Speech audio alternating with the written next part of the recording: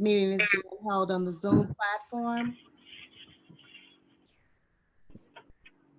This is a special council meeting. I would ask you to mute all telephones. For those of you who are the public and wish to speak, you have 2 minutes in the beginning of the meeting and 3 minutes at the end of the meeting. Please announce your name and proceed with your comments. Clerk, please call the roll. Counselor Stevenson, Present. Counselor Gowdy, Present. Counselor Martin, Present. Counselor Smith, Counselor Austin. Next, we have remarks of the public on agenda items only.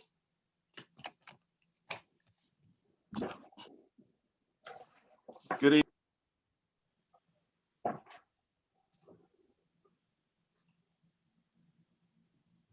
I Hello? can't. You're on mute. Good evening, council. Good evening. Everybody got an Amber Alert just now. Yeah. Hold on. Please, Okay. please mute your phones.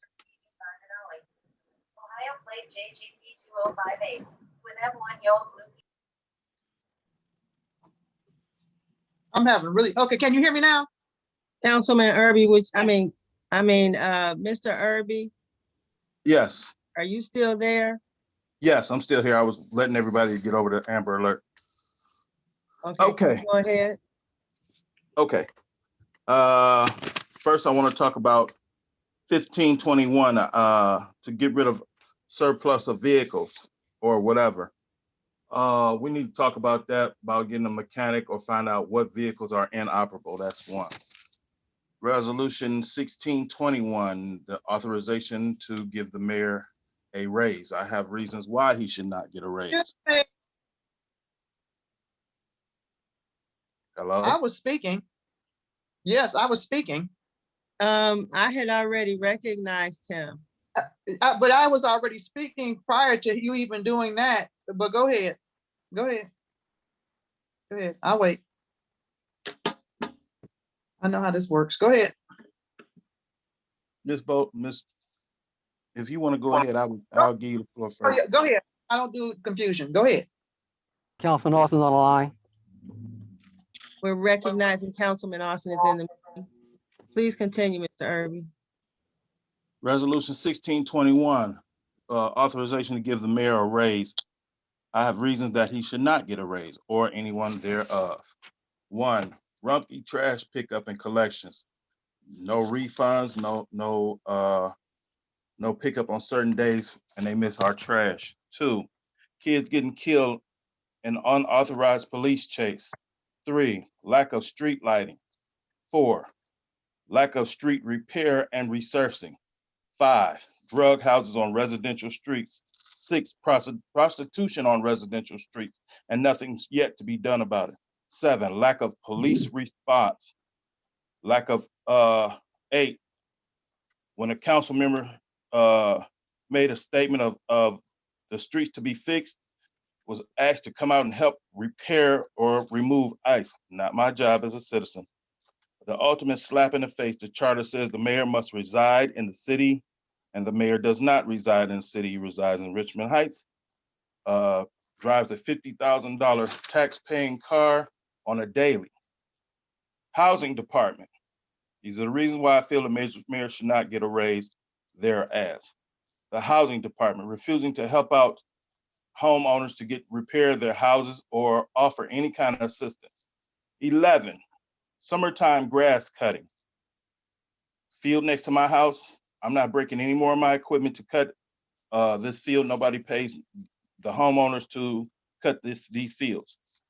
12, COVID money spent on nothing to improve the city was spent on squad cars that are now tore up. East Cleveland Homes renters relief was not given to the citizens of East Cleveland. 13, the mayor should reflect and should get the law director in major cases to help bring our city and residents money back for losses. Hold on, we're still going. Okay, hold on. The cable company. The cable company should be playing stations for the elderly. I got a phone call on that. East Cleveland has the less population, and the mayor should be easily to take care of a city with the lights that are missing. And so 17, tax department. How can you give a $200 tax on East Cleveland and there's nothing been done to East Cleveland? I'm gonna close with that because other people do need time to speak. Thank you, Mr. Irby. Is there any other Police public state comment? addresses, Yes, job addresses. yes, I have some public comment. Good evening, everybody. It's good to hear everybody's voice this evening. This is Apostolate Pinckney Butts. I'm concerned about the whole complete agenda. And not just the mayor, whether he should get a raise or not, and not just the garbage, but I wanted to bring to your attention, Council President, and to the full council and those observing this evening, that I filed a complaint in the Cuyahoga County Common Pleas Court for crimes against humanity, which is inclusive of the attack on the city of East Cleveland. And here it is right here. And I want to elaborate a little bit more on the non-agenda items, because I feel like the person who just spoke very, very eloquently and very elaborately, and we don't want to tie everybody up this evening, but at the non-agenda items, I would like to come back and speak. And I would like Council President, Vice President, and full council and members that are concerned for the city of East Cleveland, I would like for you all to work with me to help build our city back up. I am a product of East Cleveland, a successful product of East Cleveland, and Councilman Nathaniel Martin has a copy of this lawsuit. I don't know why it has not been brought up, but it's time to move forward and not backward. I'm tired of bodies dropping in East Cleveland. Thank you, Council President, for welcoming my comments. Thank you. And Any the case number is CV 16-861-396. Thank you. Yeah, Are there any other public comment? yeah, this is Justin Anderson. I wanted to comment very briefly on 1621. I believe that's the ordinance to give the raises to the council and the mayor. And I'll tell you briefly why I support that ordinance and why I think it needs to be done immediately. First, it wouldn't take effect until next year. So if it's voted by the residents will have to vote for it. So if it's voted yes by the residents, it won't go into effect until next year. So there'll be plenty of time. But the second reason is because if you look at the type of candidates we've been having on council in the past, they've been really bad.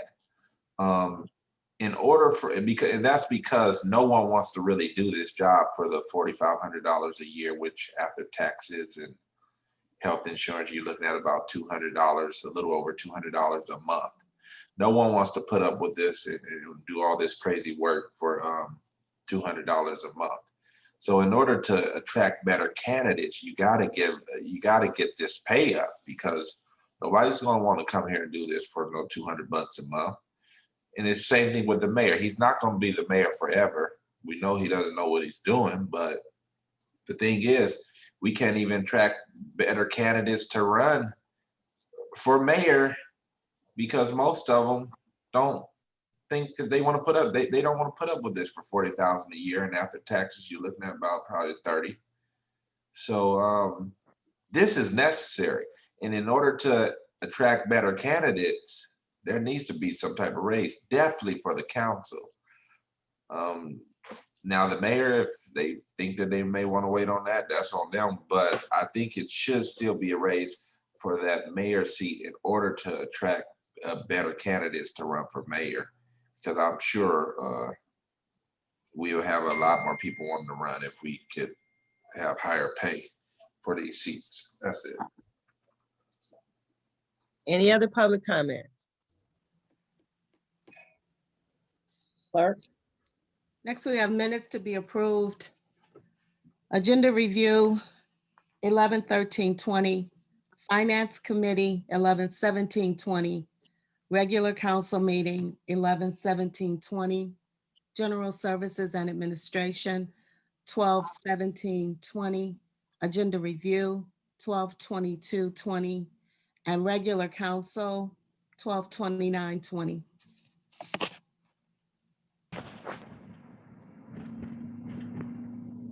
Next, we have reports and announcements from the mayor. Mayor King. Is there a representative here for Mayor King?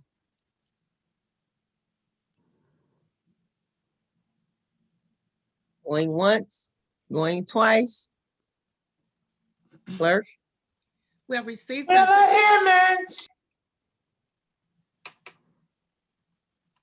I'm sorry. Ms. Hemmons is online. Okay. I'm sorry. I thought the mayor said that he would be here. And I just wanted to say that with reference to Resolution 45-20, it does take, and I sent a email surrounding this topic, that it is a charter amendment and therefore it has to be passed by a charter process.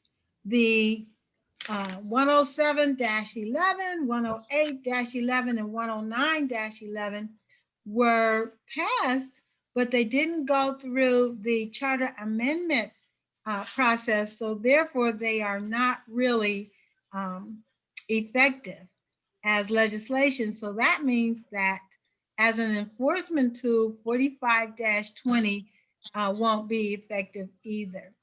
Now, also with regard to this inoperable surplus vehicles, I believe that I'm speaking for Service Director or Service Supervisor Antonio Marshall. Within 2 weeks, his building will be torn down. Excuse me, Ms. And Hemmons. he would, I'm speaking for the Director. mayor. I'm speaking as the He's mayor on now. the line. Pardon? He's on the line, so he can really, as a mayor. Oh, Mayor, are you here? Antonio is on the line. Yes, I'm on the line. How y'all doing tonight? Oh, okay. Hi, Tom. Hey, how you doing? Okay. Hey, how y'all? How all the council members doing tonight? Hello, how are you? Hello, hi. Hey, so I was here. Ma'am. Go ahead. You have the floor. Okay. On the legislation that was brought to you guys, it states that it was vehicles being scrapped by the fire department. The vehicle that's being scrapped, they are fire department EMS units and they are fire trucks.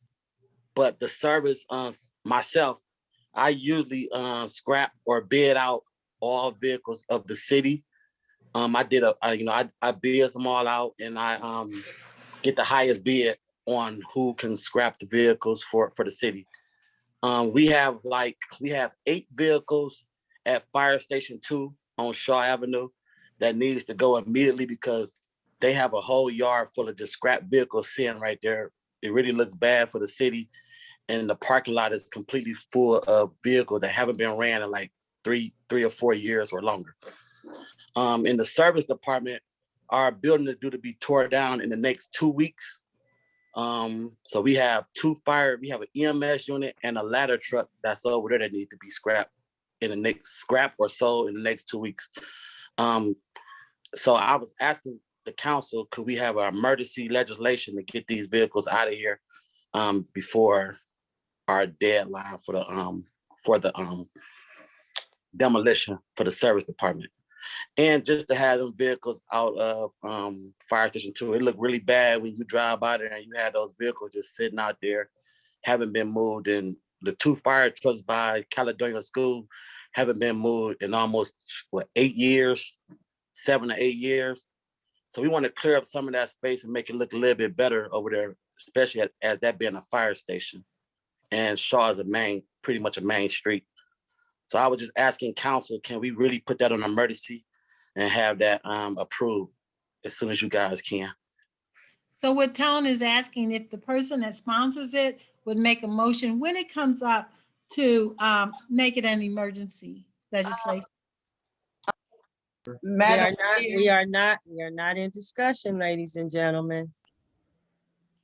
That was the mayor's report. Let's stay on task. Is that all, Ms. Hemmings, that you had? Yes, thank you. Clerk? Next, we have receipts of communication and petitions. We have communications from McGregor Independent Living. That is the housing development. And I did receive some information from a partner from the Ohio Housing Finance Agency. I was to receive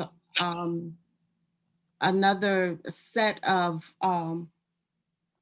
paperwork, which included an application. I was given a link which would not work. And so they were going to copy the link on a CD and send it to me via mail. I never received it. And so I'm trying to receive that. What I'm trying to do is put some information together for council because we have none in regards to this large development. The next one is Paradigm Virtual Pipe Safety Training Program. And this basically is free training that talks about underground pipes carrying gases, whether they're liquid or vapors throughout the cities, and safety measures that you can take. Very informative. Next is a letter from the Ohio Environmental Protection Agency, and it's a notice for hearing regarding water quality certification.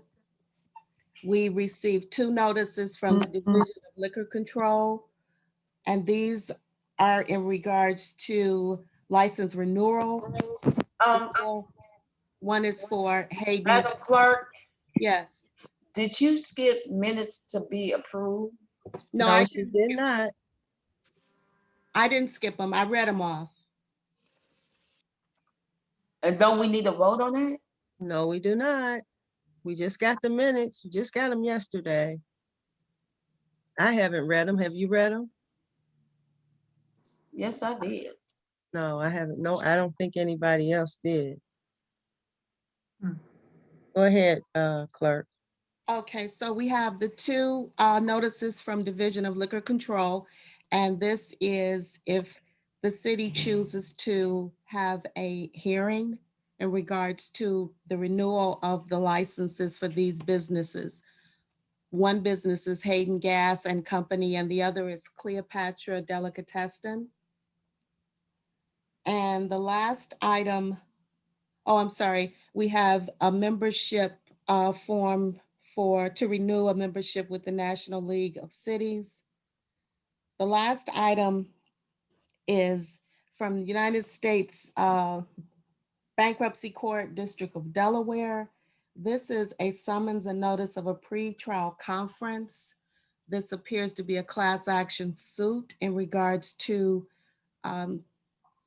opioids. This document was probably about 300 pages long. And so I did take it over to our court and they said it was not their document. It is housed in counsel's office. And for now, that concludes receipts of communication.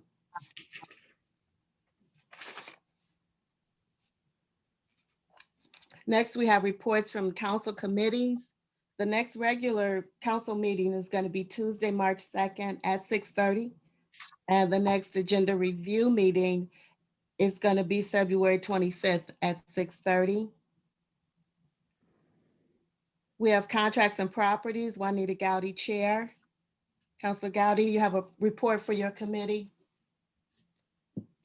Contracts and property is this Thursday at 6:30. Okay, next we have health and safety. Nathaniel Martin, Chair. Councilor Martin. he there?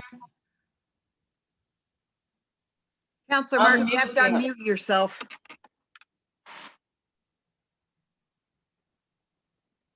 Counselor Martin, you're muted. Can you hear me now? Yes. Yes. Okay, we didn't meet a few weeks ago because the police had an emergency. So we decided to just move it into next month, which is March 9th. We got a number of things we want to deal with, especially our K9 unit, which we're proud of. That'll come up at the March 9th meeting. I see Chief Gardner, so our next meeting of the Health and Safety Committee meeting will be March 9th. And I see it's got 5:30.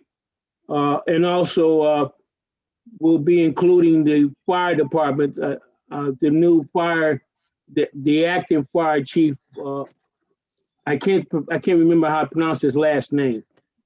And that was, again, March 9th at 5:30. Thank you very much. Next, we have a Finance Committee, Corinne Stevenson, Chair. I'm looking at the Finance Committee that's on here, and this is incorrect. So this will have to be corrected.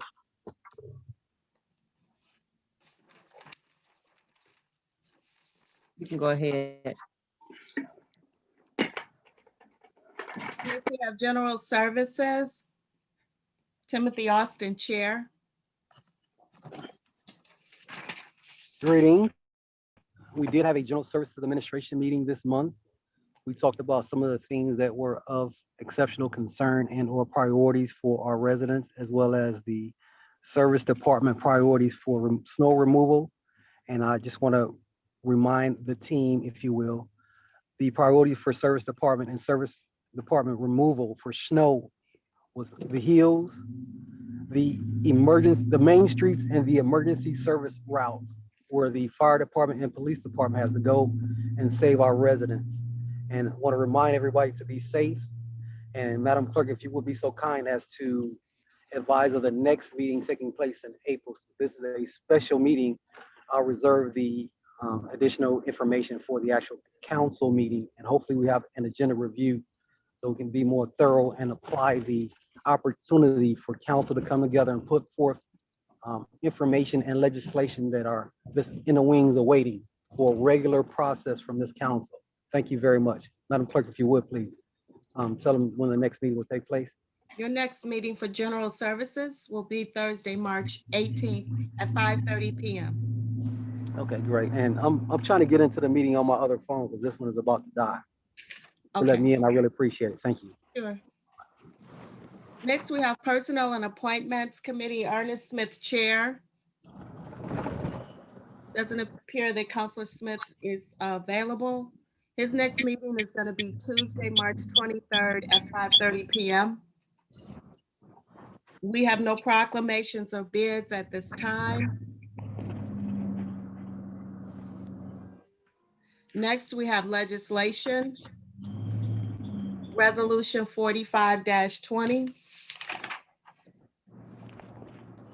A resolution implementing and adhering to previously passed resolutions 104-11A. I'm sorry, 104-11. A resolution in furtherance of section 60F of the Charter of the City of East Cleveland, providing that the mayor submit to council by the end of each fiscal year a separate schedule for each department showing the things necessary for the department to do during the year and which of any desirable things it ought to do if possible. 105-11A, resolution in furtherance of section 67 of the Charter of the City of East Cleveland, providing that the finance director shall provide to council a quarterly report of aggregate receipts and expenditures by department, which report shall be published by council in a manner that provides full publicity. 107-11, a resolution in furtherance of section 60E of the Charter of the City of East Cleveland, providing that the finance director shall submit to council on a quarterly basis a detailed inventory of supplies and materials on hand and the value thereof at the date of preparation. 108-11, a resolution providing that the finance director shall certify to council by the end of the fiscal year that all super blanket purchase orders in place during the fiscal year have terminated or will terminate by the last day of the year. The finance director shall also provide information to council regarding any anticipated super blanket purchase orders or blanket purchase orders that are planned for the upcoming fiscal year by March 31st of each fiscal year. And 109-11, a resolution in furtherance of Section 60F of the Charter of the City of East Cleveland, providing that the mayor shall submit to council on a quarterly basis a schedule of essential personnel per department as set forth in Exhibit A. This is requested by Corinne C. Stevenson, President, sponsored by Council of the Whole. This is a second read. Can I I make a pass the comment on gavel to Ms. Gowdy. This is, Madam President, this legislation bears your name. What is your pleasure? the purpose for the legislation is so the council can make informed decisions about what's going on. At this time, the only report that we get from any place is the month-end finance report.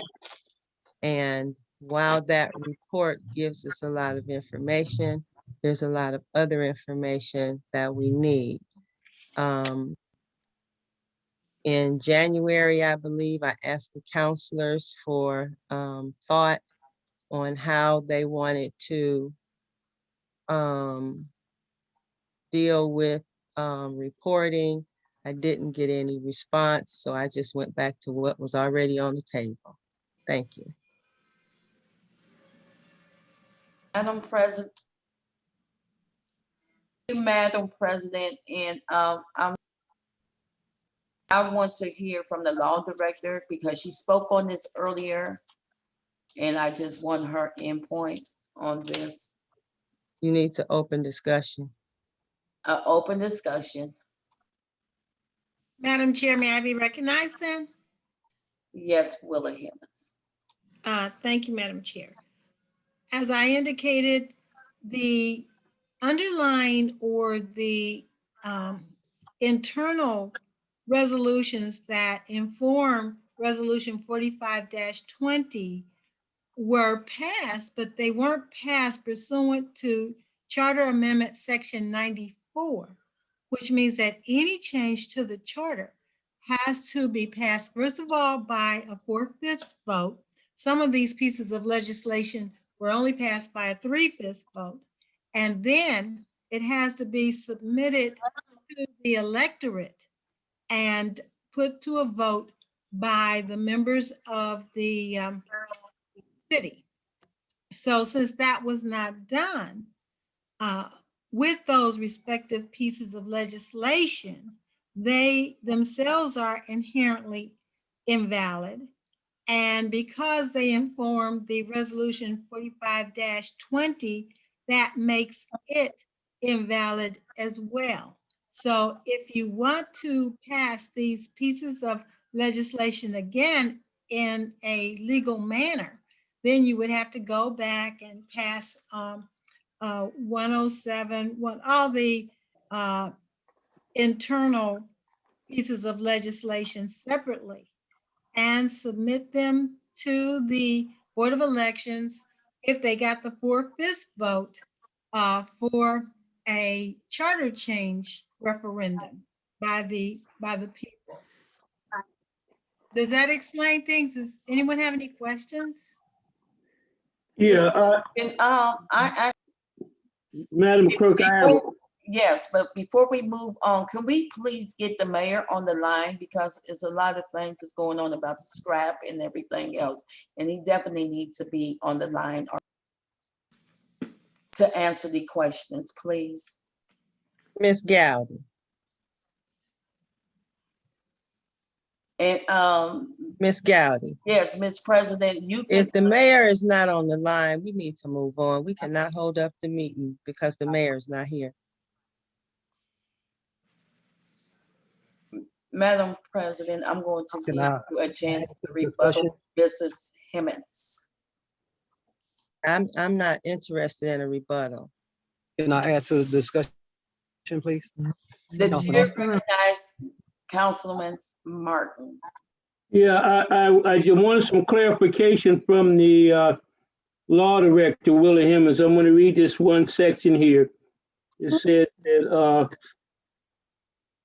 and 10911, a resolution in furtherance of section 60F of the Charter of City of East Cleveland, providing that the mayor shall submit to council on a quarterly basis a schedule of essential personnel per department.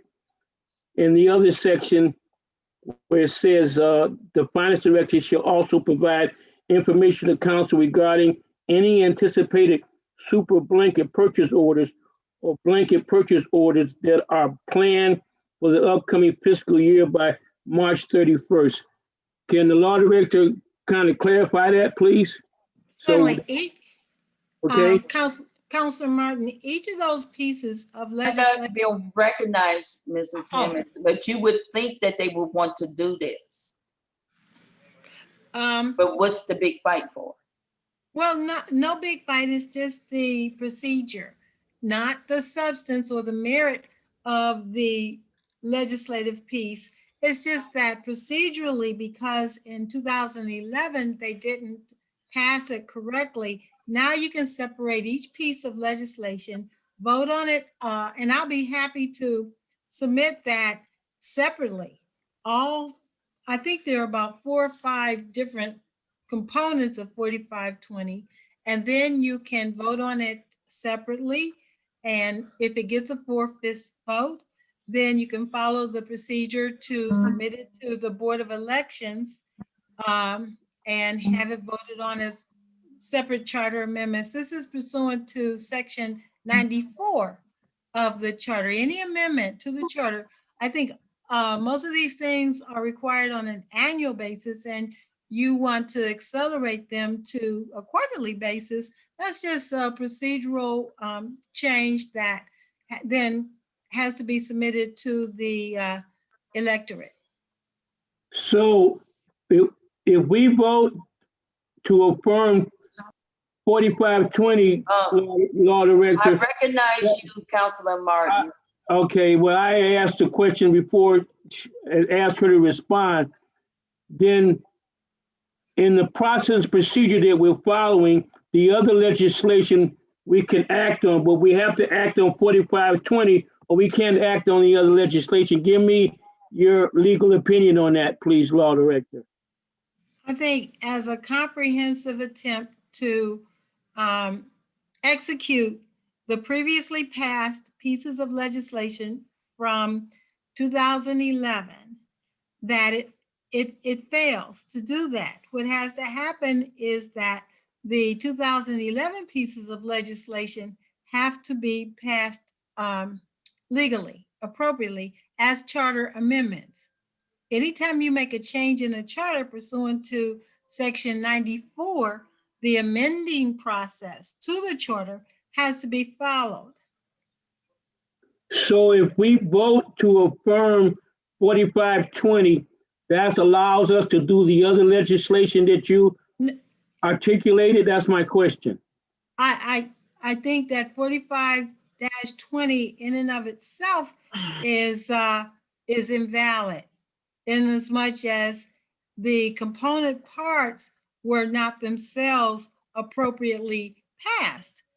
So what has to be done is to go back and pass the component parts of 45-20 appropriately as charter amendments. Madam President, could you please explain to Willie Hemmons what you are actually saying again, please, so she can understand? Because she really saying that you can't do this, but we need you to. And that's fine. That's fine. She has that right.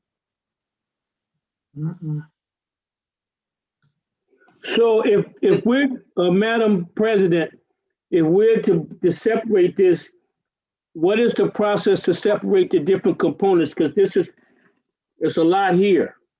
A lot Well, of sections of the charter.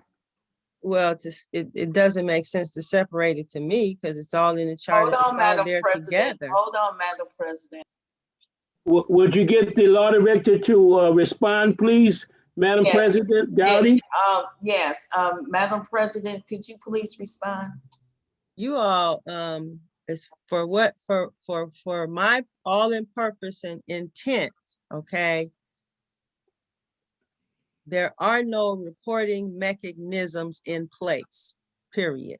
When it comes to information flowing from the administration into the council.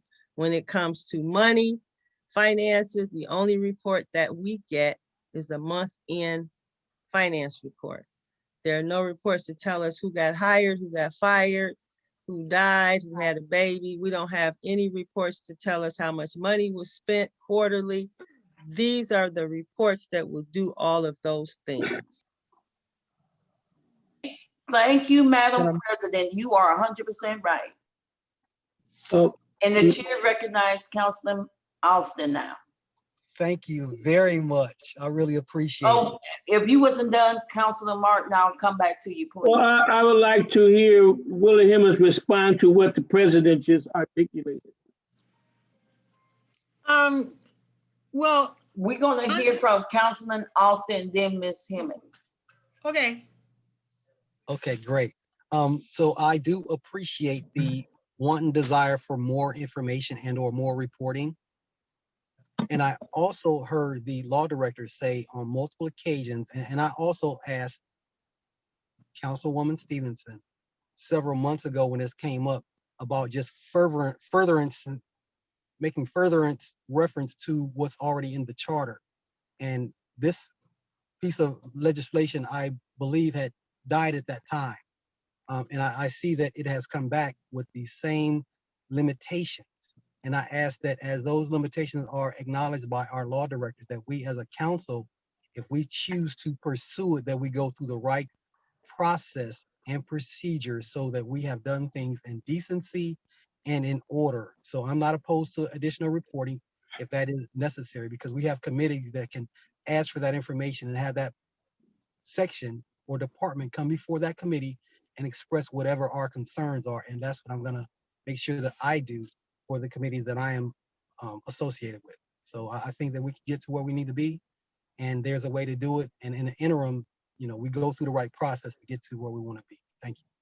The chair recognizes Ms. Hemmings. Yes, did you want to, I think that for a moment, if you would, Madam President, could I defer to Finance Director Iayan? He indicated that he had some insights he wanted to share. The chair recognizes the financial director. Good evening, council. So just wanted to respond to Council President Stevenson's analysis of the information that's provided monthly. And I think it's just a little bit inaccurate to say. Okay, you want me to do something? I think it's a little inaccurate to say that it doesn't show expenditures, because it does. I didn't say that. What are you hearing?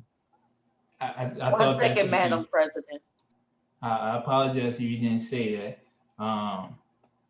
But nevertheless, I'm more than happy to explain if there's any information that's on the monthly reports that that's not clear, that's could be clearer, can be more, I don't know, whatever the case may be, to get to some satisfaction. I'm more than happy to do that. I believe the reports, and I guess because I do them, but I believe the report provide a lot of detailed information. But again, It's a matter of, is the detail need to be, I just don't know. It will be helpful for me to get a more specific understanding of what is not on the report that could bring some clarity for council or council president. And that's just kind of my thoughts about just the monthly reports. And I think somebody alluded to about just quarterly, the information, it's done monthly. So, and I think we were talking about inventory. To the law director's point, inventory is normally an annual thing. You can, to vet what I'm saying, you can contact any other city and ask them how's inventory reported. And normally it's an annual thing, it's not a quarterly thing. But that doesn't mean we have to do what everybody else is doing. Just more best practice. Thank you. The chair recognized Madam President.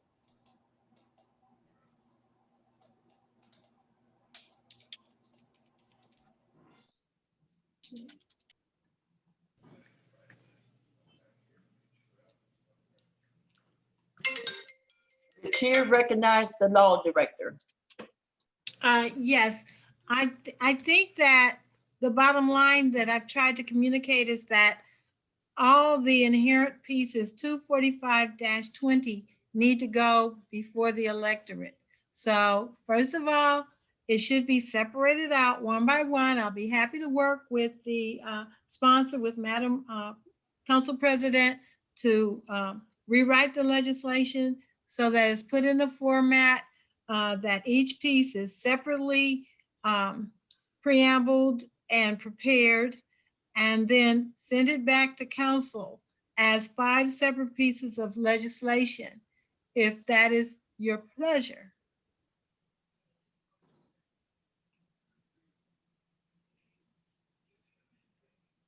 Madam President, what would you like to do? You want to move this forward? I need the clerk to call the roll. Councilor Stevenson? Any further discussion? I got my hand up, Madam Vice President. The chair recognized Councilor Austin. Thank you very much. I know that there is a haste to have certain things taken care of. However, there is also a need for this council, the body of legislators, to actually follow the process and legal procedures to make sure that the things that we do have been completed in a consummate manner. So if we cannot close the gap effectively, openly in this public forum, Wait a minute. knowing that we are moving forward in a way that is not ceremonially and or legally correct as a process, then we have a problem. And I ask that we as a body just take a minute, go through the right process so that we have performed well and not just perform hastily as we move forward. And that would be my charge to the members that are present tonight. Thank you. The chair would like to call on the deputy clerk for comments. Tracy? Yes, I'm here. I'm sorry. I stepped away for a moment. Do you recall this legislation in the past? 2011 happened right before I started, but I do know that the 2011 legislation, Bill Ellington was the clerk at the time, and Law Director Ronald Riley wrote all of that legislation. And it had all been passed, and it was brought downstairs. And at the time, through 2012 and 13, we were getting all those reports. As a matter of fact, we do have copies. I noticed that there were some things in the files of the reports that were requested. We do have them in the files, and I don't know what happened that they stopped submitting some of those reports. I really want to thank you. So the previous law director said that it was okay. Ronald Riley wrote all of those legislations. That will end the discussion. Let's move for a vote. Will you please call the roll? Counselor Stevenson, Yay. Counselor Gowdy, Yay. Counselor Martin, What am I voting? I've tried to get in, but I keep getting muted for some reason. We can hear you now. The Okay, so previous, what are we voting on? we voted on the resolution 520. The previous law director said it was okay, so it happened in the past, so it need to happen now. So are we voting on 520 or 4520? What are we voting on? 4520. Now, the deputy clerk said that we've done this before. So are we duplicating this or what? That's my question. This is reinforcement. This is asking the mayor to reinforce.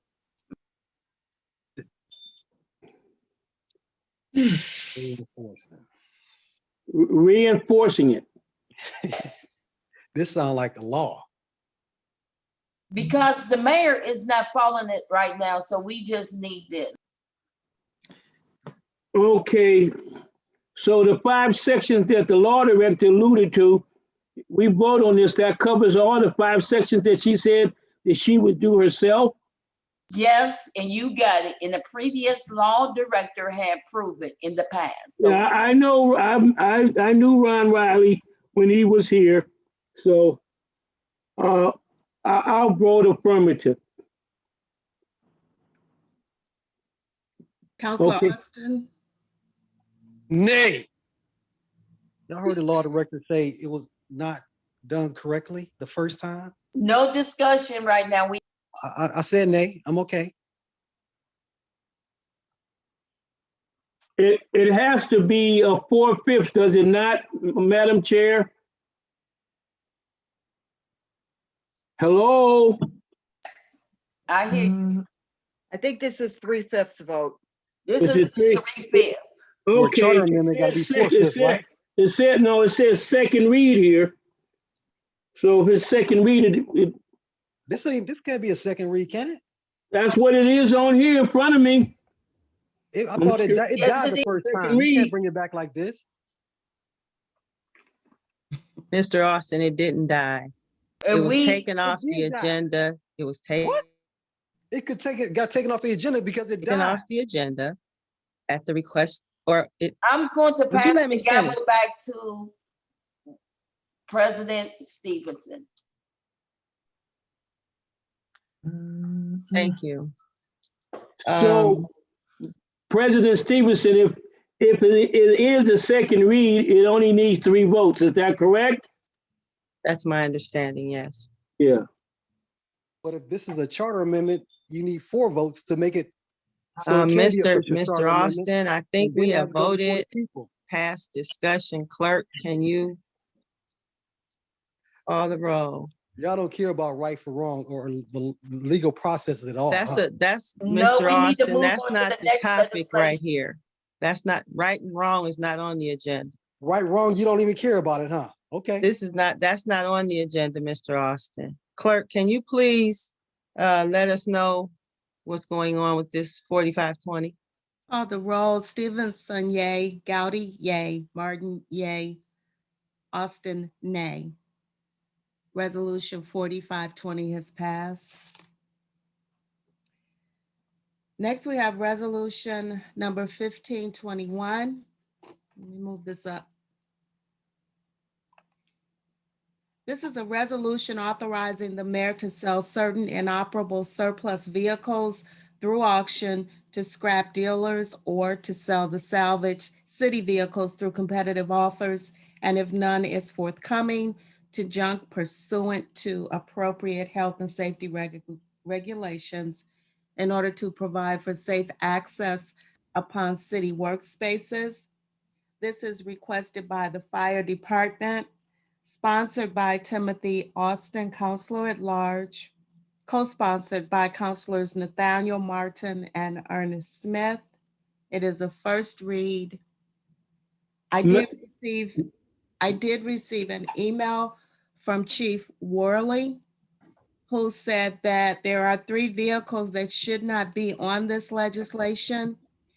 He provided E as in Edward 111, E as in Edward 112, and Squad 144.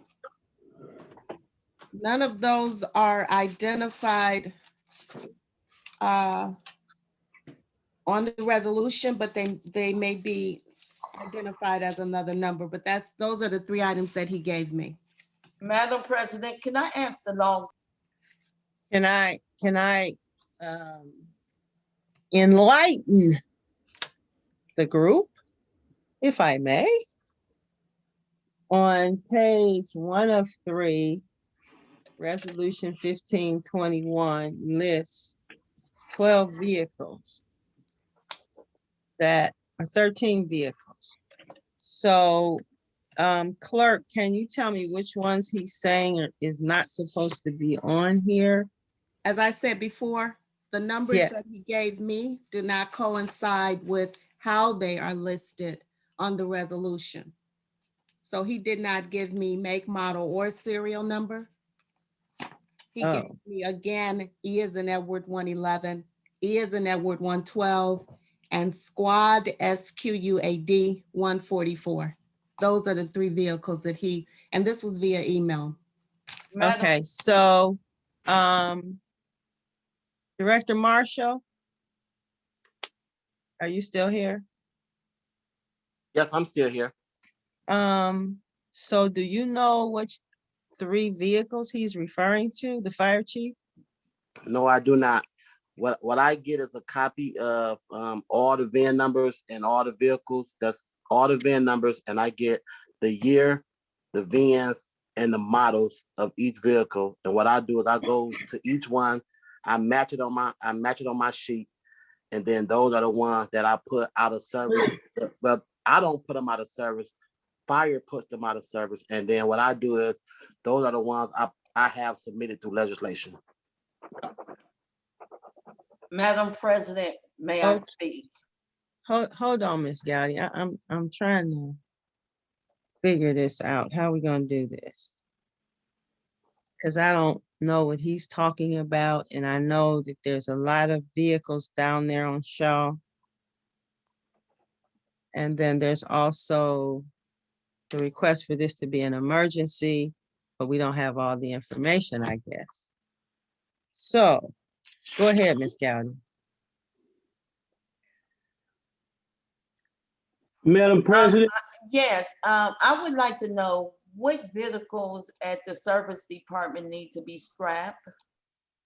We have a fire truck, a ladder truck that's in one of the garages on premises. That's the one that's up there by the it's our garage by the transfer station on top of the hill.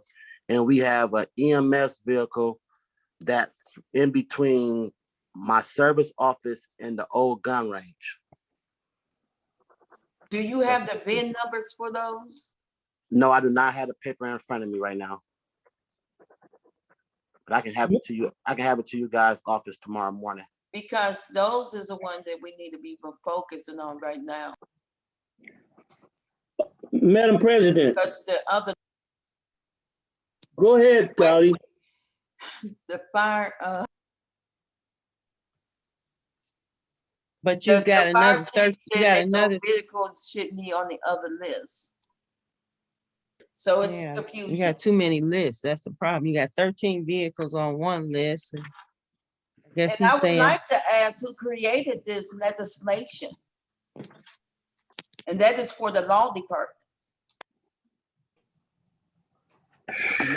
Yes. Preamble is a standard blurb. Madam Chair, are you requesting information of me? Yes. question Yes. is,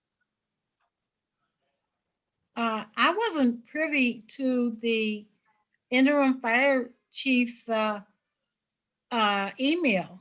And so I'm totally at a loss in terms of which model, make, and VIN number he's referring to, since he's using the jargon of, I guess, the fire department in terms of labeling the vehicles he wants to, I guess, save. So I'm sorry, service supervisor, but I guess until we get clarification, I agree with Madam Council President that we need to hold off and find out what in the world he's talking about. And sorry to cut you off, and I agree also because Chief Worley and myself, we never even discussed because this legislation, this ordeal with the vehicles being scrapped was before before he became chief. So this was in the making before he even became chief. So this information about what to be sold and what not to be sold, it was never discussed with him at all between Chief Worley and myself. We never had a discussion because at the time when these vehicles was presented in front of me, he wasn't the chief at the time. So yeah, Okay. he never discussed it with me. Doesn't the city own Mr. certain- Martin. The last question, I wasn't finished and I kept cutting. Madam President, I think we reached a consensus that there's some questions that we can't answer.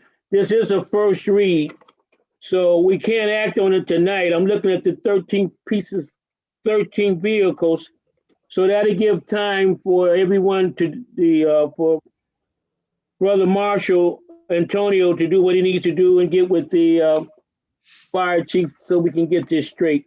I need to ask this question. Don't the city owns the building, services department building? What, Ms. Gowdy? What are you saying, Gowdy? Not understanding. Listen, does the city owns the building, the department building? Yeah. Yes. How is the mayor turning to tear it down without coming before council? Perhaps you should call him. He can't just say that he's gonna be tearing down city buildings. Okay, so. And Well, I have he think- got approval? I think you need to find that out, Councilwoman Gowdy. It's a good question. Find out. Can I ask a question too? Can I just ask one more thing of Director Marshall? Yes, you may. Which two buildings which two fire engines are in the building that Ms. Gowdy is talking about going to be torn down? Do you know what those are? The one fire engine is not in one of the buildings that's getting torn down. It's on the property. That's up on top of the hill by the transfer station. The second vehicle is in between my office building and the gun range on Eddie Road. So is it on this, are those two on this list? Yes. Do you know which ones they are?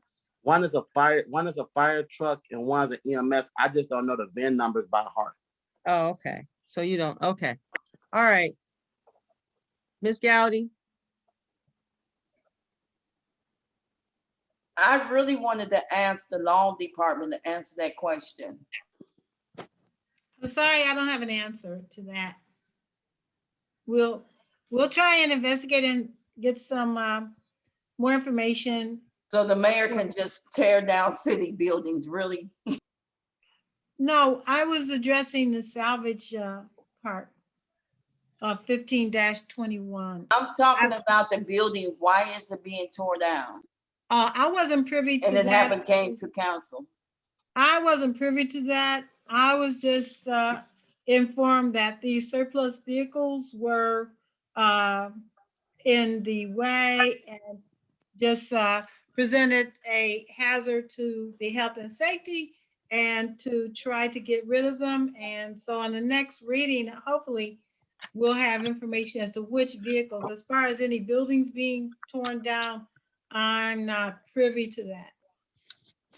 Okay, because we definitely need to know who's tearing the building down, how much it costs, and the bids and all the other stuff, and it never came before council at all. Councilman Austin has his hand up.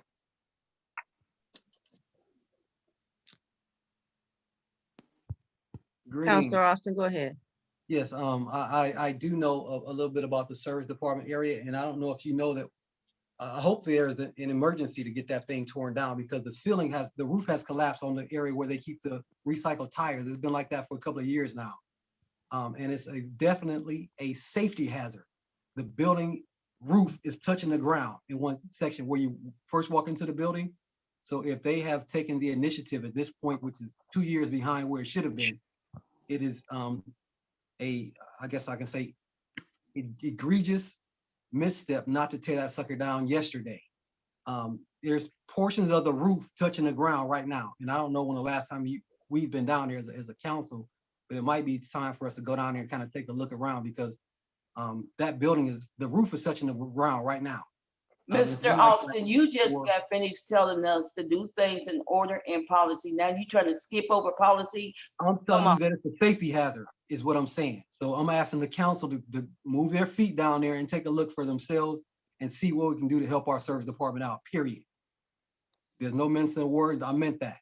Thank you. Excuse me, can I speak 1 second? If it's right for me to? Go ahead, Director Marshall. So I don't really know the how do I want to say? I don't know the different ways how this is supposed to have been presented, but the service building has been labeled condemned by the county, and the county is the one that suggested that the building come down because it is an unsafe building that's been unsafe for the last 10, 15, maybe almost 20 years. They've been unsafe. The building has several leaks. The back of the building is falling in. And it's kind of bad for us to be in there.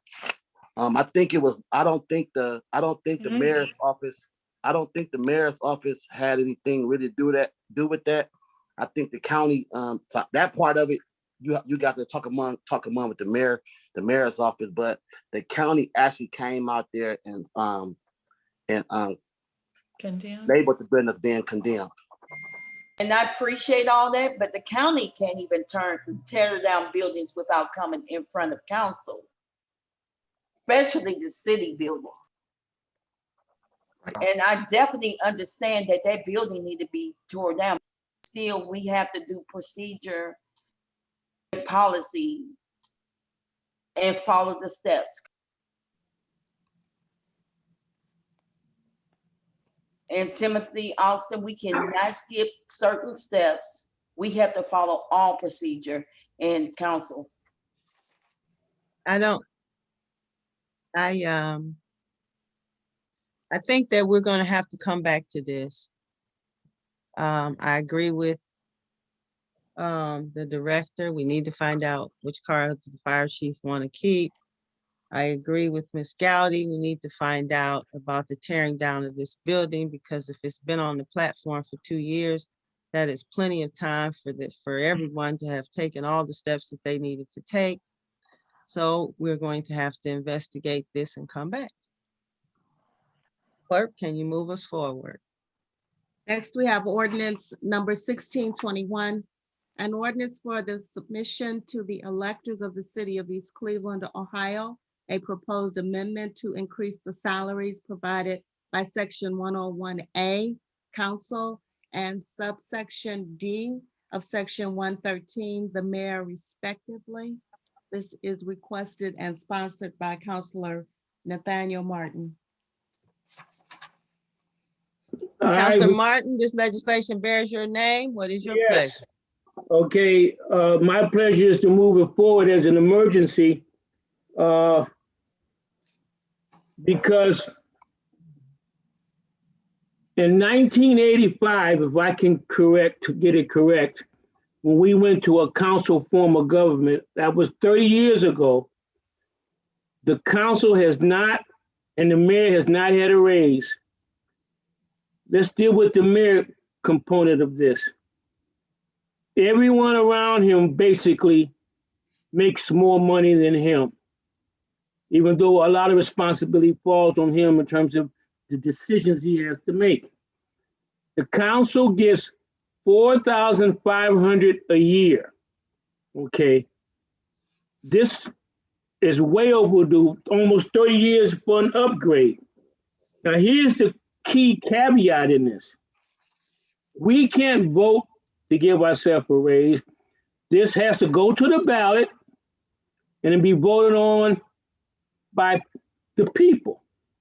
Now, what's missing in this legislation in section 1, I'll read that section where the last sentence in section 1 where it says, the council and the mayor to be submitted to the electors of the city of East Cleveland and an election to be held at the usual places of voting in the city of East Cleveland, Tuesday, November 2nd. Well, where that can be changed or amended is we will have an election within 2 or 3 months because we have to replace the Congresswoman, Marcia Fudge. Once she's confirmed for her new position up in DC, her position will have to be filled, which means we will have an election probably May, June, July, around that time. She's still going through hearings. We have to get people to step up to run for council, to step up to run for mayor, and they need to be compensated adequately. I can't think of hardly any job where people work almost 30 years and not get any type of increase. The increase 20,000 or upgrade 20,000 for council, that's not any money. The mayor currently we make 4,500, and like it was articulated at the beginning of the meeting, once you take the taxes and the health insurance, it's a little over $200-some a month. And all the meetings and all that's involved, the people don't have a clue. It needs to be a change. Almost everyone around the mayor makes much more than him. So it's not the person, it's the position that needs to be upgraded. Council needs to be upgraded after 30 years. The mayor needs to be upgraded after 30 years. What's the good thing about this? The people will decide. If the people decide that we don't think we need it, we can't get it. But at least give them the opportunity to make that decision. Now, time is of the essence. If we can pass this and get it down to the Board of Elections so it will be ready when we have the election to elect the new congressperson. If not, it will go in effect. It will be on the ballot if we put it on there in November. Again, we will not get that in 2021. We'll get it in 2022. It's way overdue. I like for people to qualify people to run for some of these offices, but they're not going to deal with this with the little bit that we're being compensated. It's way overdue, okay? I'm staying out of personalities. Any council person that want to run for council, any person who wants to run for mayor, it's time for us to act on this and give the people a chance to vote it up or vote it down. That's where I'm at. Okay. The council people in Cleveland make over $80,000 a year. And I don't think they have half the meetings and deal with what we deal with here. We have our challenges, but the good thing, what I feel comfortable about this, we're giving the 17,000 or less citizens of East Cleveland to decide whether they think that we should get upgraded or not. I've spoken, thank you. Is there any discussion?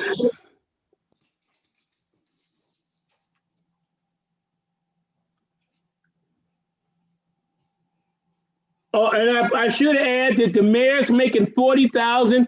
We're asking that he gets 65, which is reasonable. Okay. And what we're getting is humiliating, to say the least. Thank you. Is there any other discussion?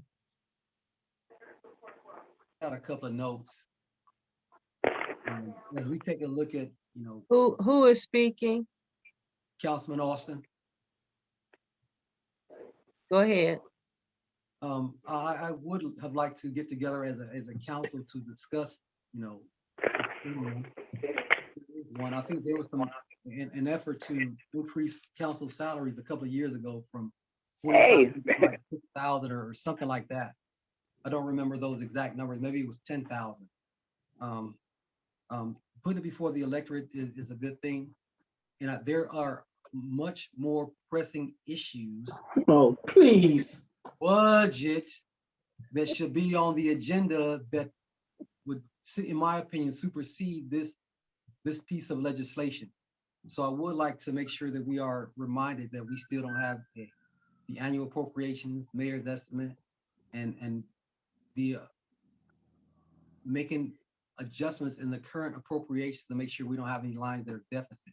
And those three pieces of legislation would, in my opinion, rise higher than the discussion about potential council increases. Thank you. Since we don't have enough people here. Any other discussion? Yes, Council. Yes, since we don't have enough people here, we want to use this as a first read. Thank you. I can live with that. And if I can speak, Madam President. I would like to make a motion for it to be the first read. Okay, let me say something here. The legislation as written on the document 1621 is not listed as an emergency. Right. So there's no need to modify it. The part that needs to be modified, it does say this is a regular council meeting. And I think throughout the document, we just need to make sure that that's corrected. But it doesn't say it's an emergency, so. So Madam President, we're saying this is the first read? Yes, because I'm okay with that. It's not listed as an emergency. Right, and it's not.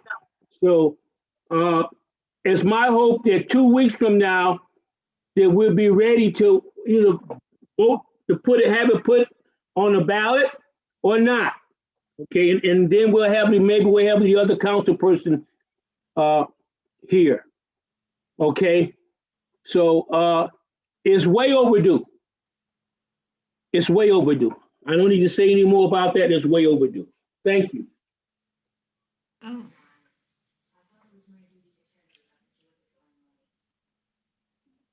And I would like to just note on this for the people. City of Cleveland counselors make $80,000 a year. There's some other cities around us. Nobody makes what we make. Nobody wants what we make. But it's a quandary like a lot of other things that we have to get past. So it's a first read. Clerk, can we move on?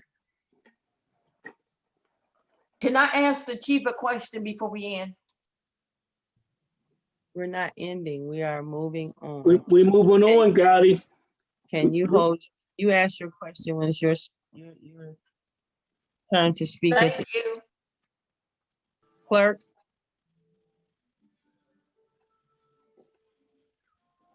Clerk. I'm here. Just one moment, please.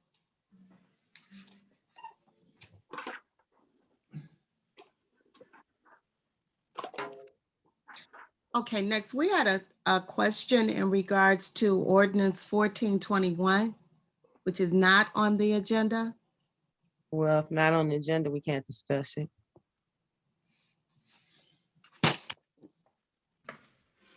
Next, we have remarks and requests of the public. 3-minute time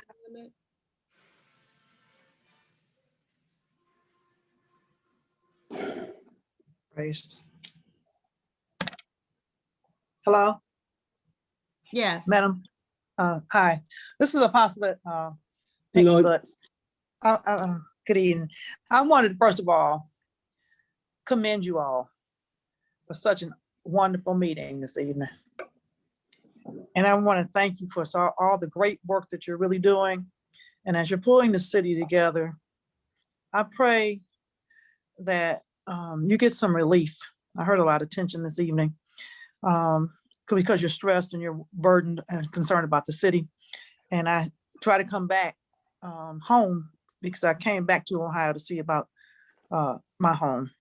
My comments this evening, as I stated at the beginning of the meeting, I filed a lawsuit in reference to crimes of humanity against not just the city of East Cleveland, but other places from the leadership. And one of my biggest concerns, before I go there, I want to thank Mayor Brandon King for coming to Black on Black meeting on last week. And I hope that you all will also come on Wednesdays and just have a discussion with us so we can see how we can work together. I wanted to just say the police chase. One of my concerns, Madam President and Council and others listening, is I would like to know these officers who are chasing and gunning down people, where do they live? Can the citizens of East Cleveland go where they live, chase people down, murder them, gun them down? That needs to cease. That is also a crime against humanity. And I want you all to look into that and review that, because we'll have some things taking place that remind me of 1492, when America was overthrown by people from a foreign place. And I'm also looking at the religious disorder in the city of East Cleveland, and I pray for peace right now. And I'm asking you, if you need me and I can be of assistance to you, I will. I'm a political preacher. I don't just pray, I do the work. And if you need me, my phone number is 216-548-0820. And I ask you to please join in, because when I did this lawsuit, Judge Jose Villanueva blocked it. And the people in the lawsuit got promoted. And the rainy day fund money was taken from the city of East Cleveland. We have more violence, more guns. We have some things, but we also have such a beautiful city in East Cleveland. We have the museum, well, not the museum, we have the theater, we have the library, we have Windermere. We have so much potential in East Cleveland, and I want to see that pulled out. Once again, I thank you all, because you all had a really wonderful meeting this evening. I don't know where Mayor King is, but I pray that you all will get on the same page, and we all be on the same page, because I'm only a phone call and a prayer away. And like I said, my number is 216-548-0820, and my church is 216-466-2872. I pray peace and blessings over your household and all that you all put your hands to do. And I want to thank you for that commentary, Miss Butts. Any other public comment?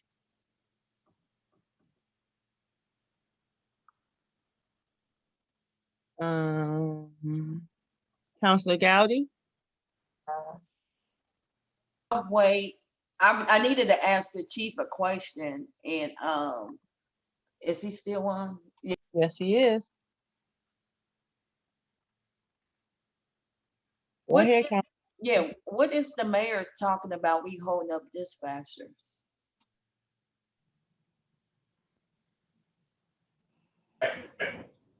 I'm sorry, I'm trying not to talk out of order. Am I recognized or? Oh, go ahead, Chief. I mean, as far as I'm aware, our budget has somewhat been frozen. I don't know if Director Ian can is still on or can expound, but I mean, from what I'm understanding, I cannot hire at this point dispatching until it's allocated to me. How much is it? Because before, how much does that cost?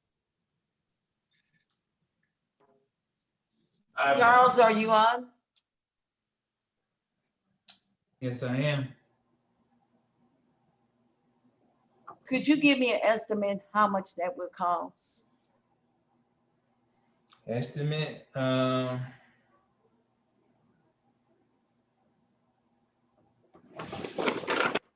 the positions that were added this year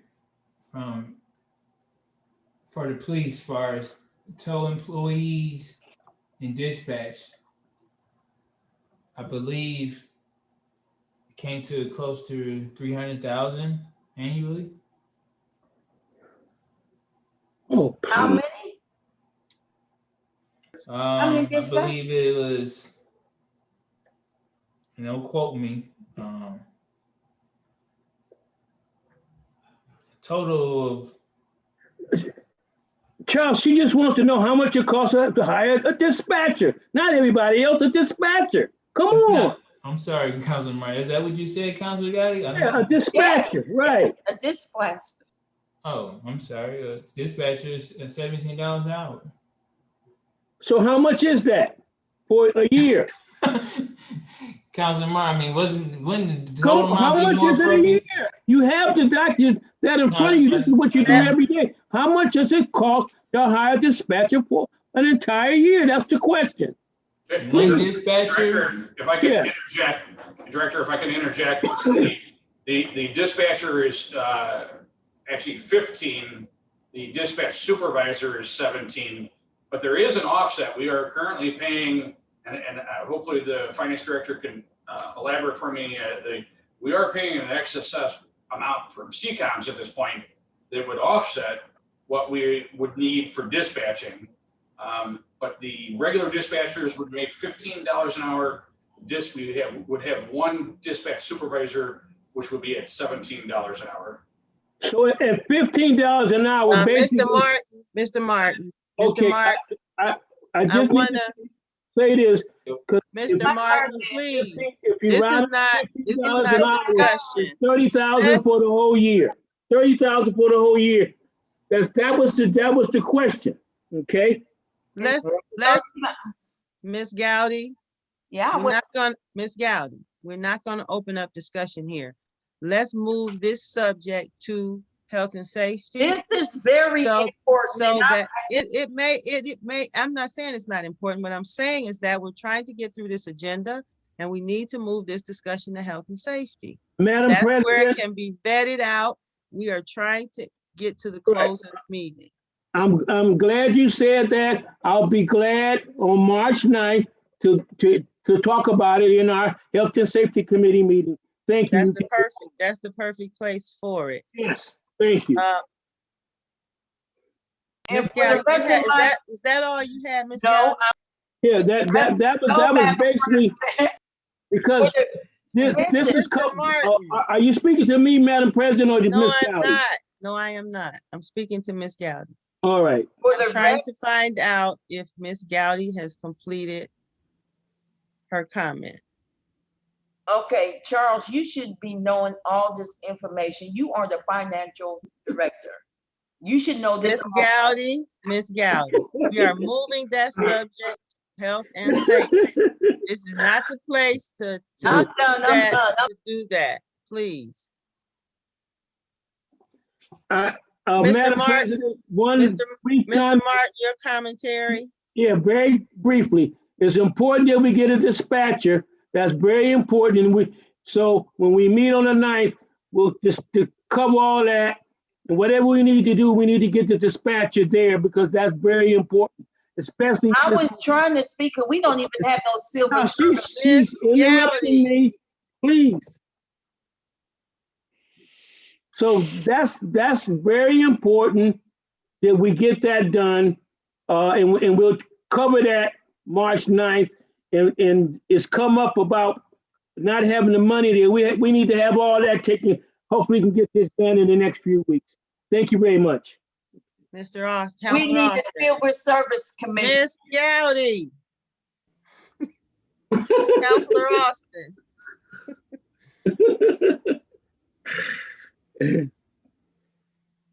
You're muted, Councilor Austin. I know. Is this the closing comments? Yes, it is. Okay, great. All right, so I did take a couple of notes. Oh, yes. So I guess there is a concern for our residents to make sure they were safe. I forgot to talk about the pothole plan and how important pothole patching was. However, according to our service department director, it would be inefficient to take care of some of the larger potholes right now because the material would just come right out the hole and cause a different kind of hazard. And as the weather improves, the service department has a plan to reconcile some of those potholes and other unsafe road hazards. I just want to kind of remind the council that we get a demo list a few times a week from the building and housing department. And they kind of go through the process because they have the qualified personnel to assert whether a home is worth saving and or not. There is a list of properties that I just got on yesterday. I got them, I think it was 2 days in a row. We got a list of properties that were going to be demolished this week. So getting a list of homes that are going to be demolished that did not come through council is not something that's foreign or, you know, although it may be right or wrong, there is not something that is a precedence had been set where this is the way the city does it. And we get these lists and they just come past our emails and keep it moving. We don't say a word about it until there's an opportunity to, I know, make an issue out of it, you know, whether it's necessary or not.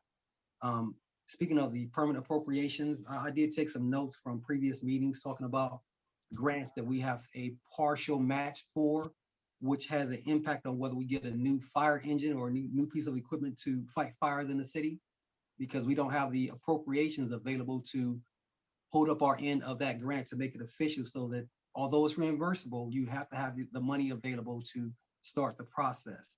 And the council has held up that process on multiple efforts where there is a match associated with getting the needs of the community met.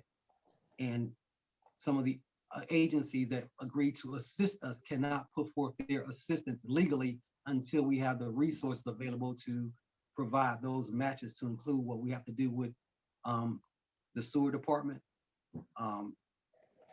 There is a grant that is being worked on by our engineer support team, if you will, where we cannot execute that either until we get the permanent appropriation and or dollars set aside and put in the appropriate funds so we can move the issue forward, which would be of tremendous benefit for our residents. I think our residents need to know that it's not about something that the administration is doing incorrectly. It's something that the council has determined, you know, to hold up for I don't know if there's a better day coming, but this is also keeping us in physical emergency. According to the last physical commission meeting that I listened to, they talked about us being in a good position financially, having $9 million in the bank and somewhere between the $4 and $5 million worth of decision-making power that is being misrepresented because we have not met certain suspensions that we have the capacity to meet, whether it's the permanent appropriation, the reappropriations, which allow us to, the finance director, to move dollars around so there will be no deficit funds, to make sure that you're doing, how can I say, responsible physical management. So having not done those things has extended our, in my opinion, our status in physical emergency. So I recommend to the council and to the residents, call your council person, ask them why. And if they cannot justify not moving forward with legislation that affects your quality of life, then, you know, you got to get involved. So subject to your questions and or concerns, I do support you, appreciate the residents for coming out this evening. And again, may God bless us all. Thank you.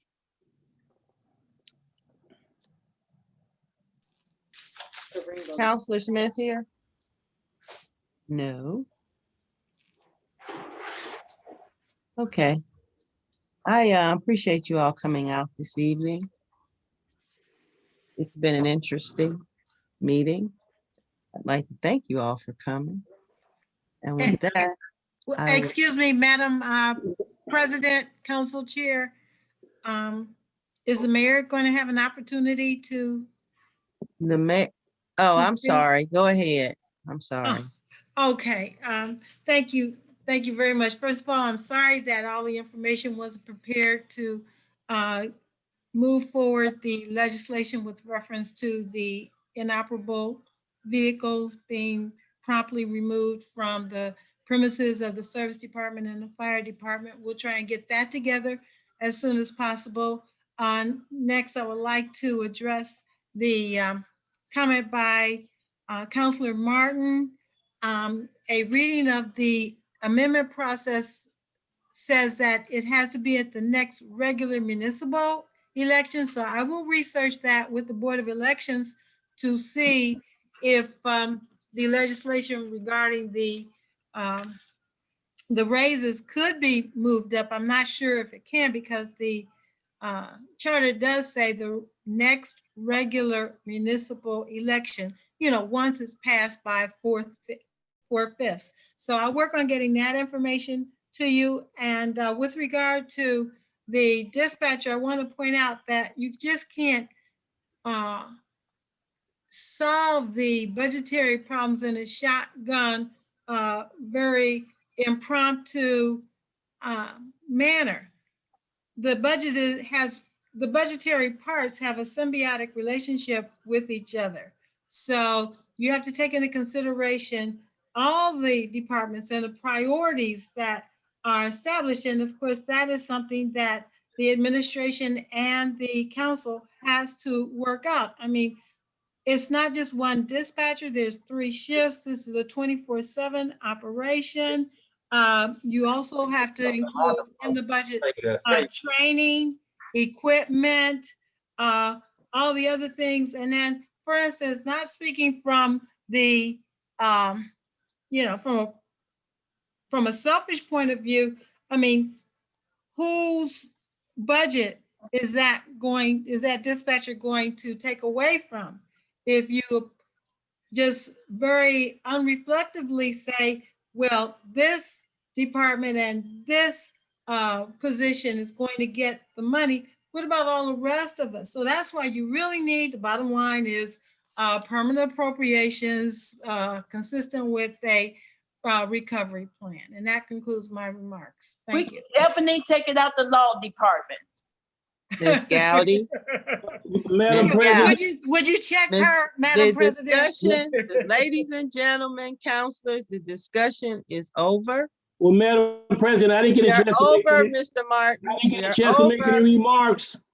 Yes, you did, Mr. Martin. No, I didn't. I was responding to a Mr. question. Martin, I asked you for remarks and you No, said you you was didn't gonna ask me keep, for remarks. Mr. Martin, would you listen? You said you was gonna keep it short and you spoke and you agreed that the information we were talking about should go to the safety committee. We are Yeah, past but that. that's not what I wanted to talk about in my But remarks. that's what we let you talk about. Can That's we, all I heard.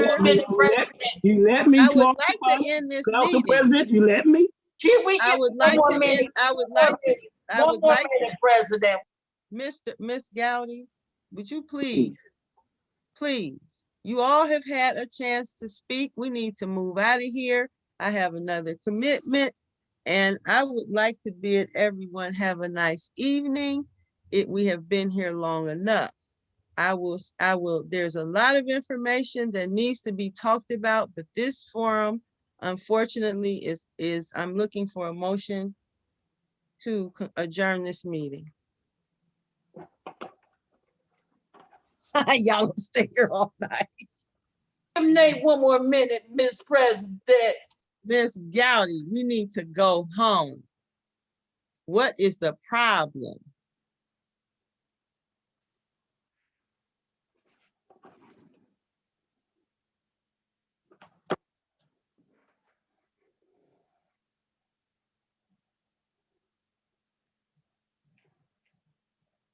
Is there a motion to adjourn? Or are you gonna sit here all night? Please, madam, one more minute. What minutes? Everybody gets a chance to speak, and it's not fair for some people to continue to talk and others only get one chance to speak. We have to try and be fair. Well, I would like to make a motion to adjourn the meeting. And I second the motion. There's been God bless you. Have a blessed night, everybody. Clerk, Adjourned at 8:06 PM. thank you. All in favor? Aye. Aye. Good night. Jesus Christ loves you, and so do I.